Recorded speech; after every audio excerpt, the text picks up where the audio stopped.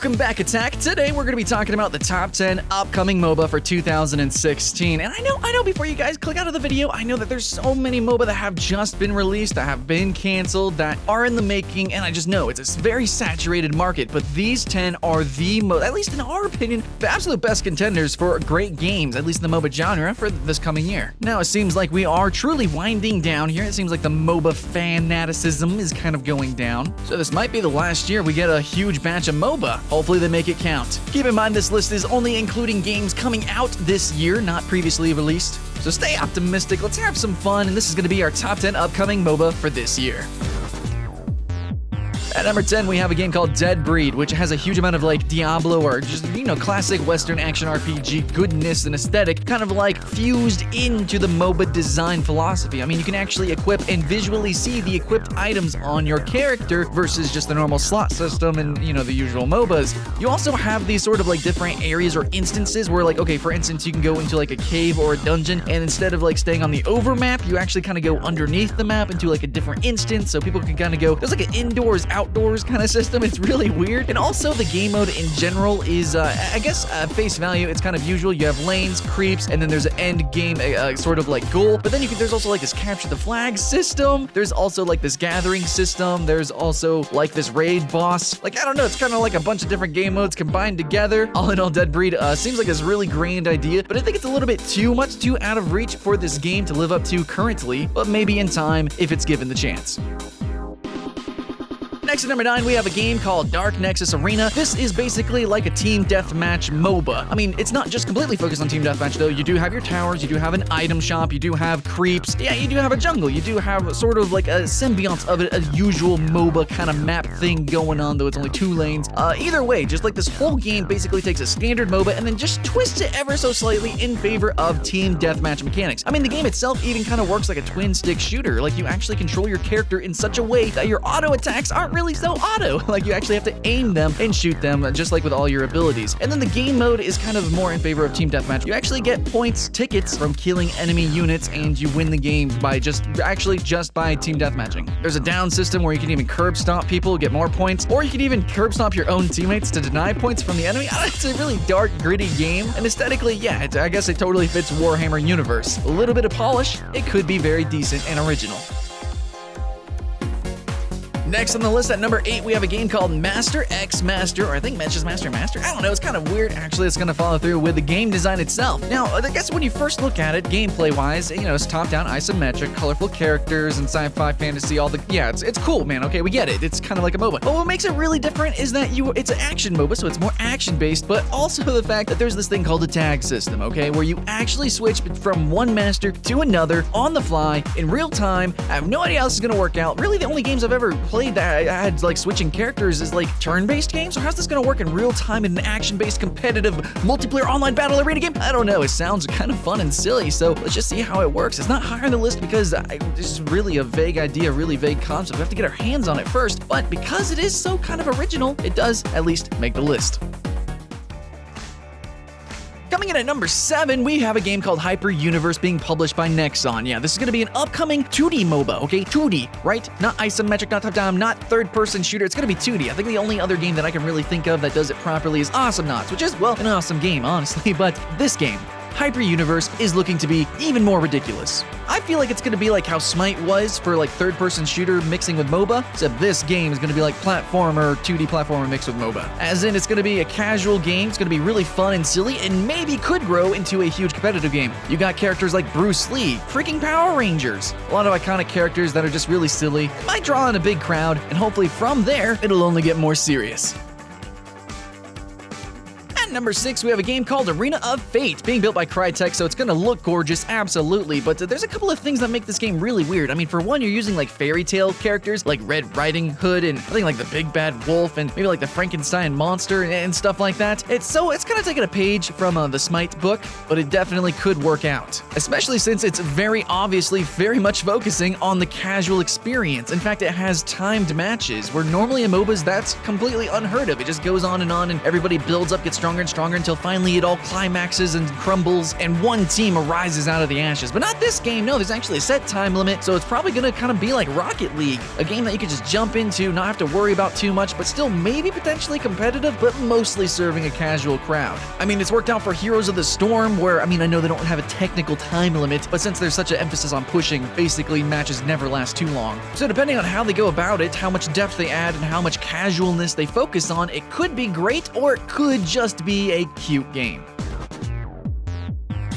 At number 5, halfway on the list, we have a game called Eterlands. Now, this one I'm personally super excited for. However, I have to admit that I don't know if it will actually release this year. There's not too much word on it, and a lot of their claims seem to be kind of outlandish. Okay, Eterlands, I think that I really hope that it succeeds, but it's entirely possible that it won't. And I'll tell you why. Because they're actually aiming for a realistic MOBA, okay? And what does that exactly mean? Does that just mean dirty and gritty like Deadbreed? Well, apparently that mechanically it's going to have destructible and movable environments, right? It's supposed to have like a realistic combat system and unique character building, which definitely has action RPG inspiration. I mean, it kind of looks like Diablo-ish. It definitely reminds me of Deadbreed, but it's still, I mean, it's going to have magic and everything. It's not going to be low fantasy, but it's still aiming for that down-to-earth, realistic experience that mostly focuses on mechanics. Like, if you would be able to destroy a tree or a building and then use the remains of that building to make something else, then yeah, you can do it in this game. Hopefully it all works out. We need to see more of it before it gets higher on the list.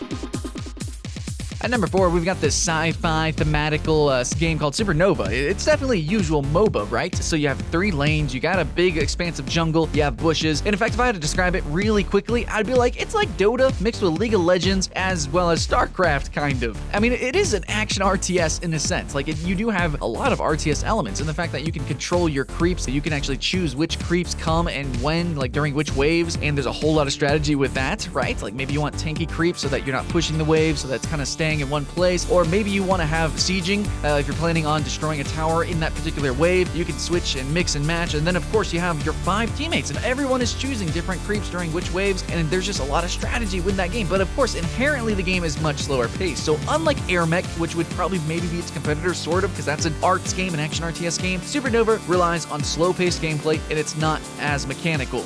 So if you're a fan of Airmech, you might come and like this game if you're a fan of it because of the RTS aspects. But if you're a fan of League of Legends or faster-paced games like Smite, Gigantic, SuperNova can potentially be a little bit boring. But what I like is that it focuses and it knows its niche. And so for that reason, it's number 4. Into the Big Bad 3 from the makers of Borderlands, we have a game called BattleBorn. And man, can I tell you how happy I am about NDAs? Man, everybody loves NDAs. Well, I can't tell you too much about the game. What I can tell you is that it's really funny. Okay, it's definitely got the humor. It is going to have a single-player component to it from the video and footage that we've seen. Public information, by the way. It definitely has the humor and the sort of cinematic experience that you expect from a Borderlands game. But its competitive side, its MOBA aspect, is just filled with skill shots. It's filled with really unique and colorful characters, and it's really weird. I mean, it doesn't have usual lanes. It doesn't have a usual map. It doesn't have a usual game mode. All the abilities function very different from other third-person games like Gigantic and Smite and even Evolve. I've got a feeling it's going to throw a lot of people for a loop. Now, it is a full-priced game because it does have a single-player component, but that's also another reason why it's so high on the list. Every other MOBA just kind of focuses on the multiplayer. Maybe that's a good thing, maybe that's a bad thing for this game, but the fact that it does have a full-on single-player experience, or also like a co-op experience, you can play with friends, man. Co-op MOBA, as well as being a competitive MOBA experience, yeah, BattleBorn's gotta be number 3.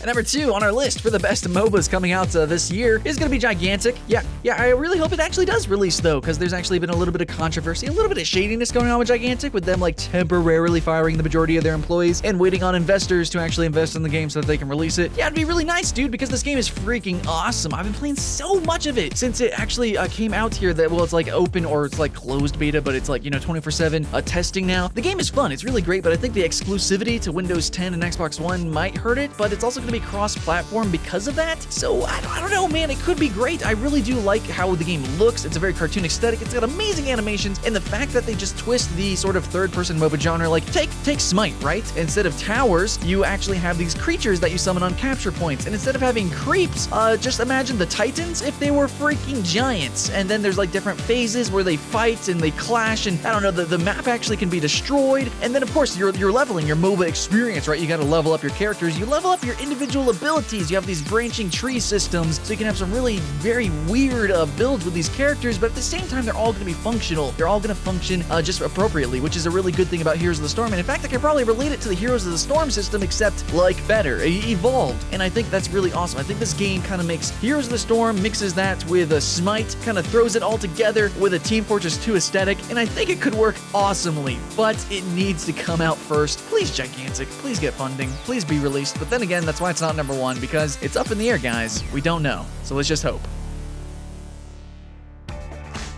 Now, the number one MOBA coming out this year is probably gonna be the free-to-play third-person shooter MOBA by Epic Games, Paragon. This game, hands down, is the most graphically impressive MOBA out there. It is. It is right now and probably will be forever. That's just how the genre works, and that's kind of like the niche that Paragon's aiming for. It's trying to appeal to people who like shooters, but also like MOBAs, and in a lot of ways, it's actually very similar to BattleBorn. It's just in third person and has a different aesthetic, but it just has like the same sort of fundamental design philosophies shared in common. It's got sort of like a unique game mode, but at the same time, it's not completely different from other MOBAs. Like, there are creeps, there are lanes, but there's a little bit of verticality. You know, it's not flat like Smite, but at the same time, we're gonna have to really see this game come to life with the different characters. And because of the Unreal Engine, what can happen with this? I mean, there's so many different unique and fun weapons to be used. I mean, have you guys played Unreal Tournament, Gears of War? Seriously, Epic is really good at just making really fun and silly weapon designs, and so hopefully that's gonna translate to these characters. Even if they don't aesthetically look that impressive, I'll admit it, they're kind of generic, but mechanically, with this engine, with this game, with these characters, I imagine we're gonna have a whole lot of fun.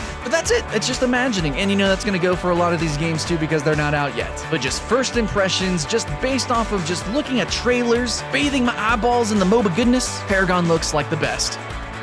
Well, that was the list. We're done. Basically, top 10 MOBA, but we understand that there's a lot of competition, but hopefully at least one of these games, or a few of them, find their niche and can kind of grow from there. Maybe one will actually be like an esporty kind of game. Who freaking knows? But what we do feel, our opinion, was that these 10 have the best shot at being recognized and not getting canceled like droves of MOBA have been recently. So that's the dream. Let's keep it alive. Please come back, Attack, and we'll see you again next time. Welcome back, Attack, and today we're going to be talking about 2016's best MMO RPGs. These are going to be the new MMO games that we get to experience, at least in the West. Yeah, some of these games are going to be localized titles, but for the most part, these are going to be entirely new MMOs, so get hyped for that, and these are going to be the games that we are almost certain will actually launch in 2016.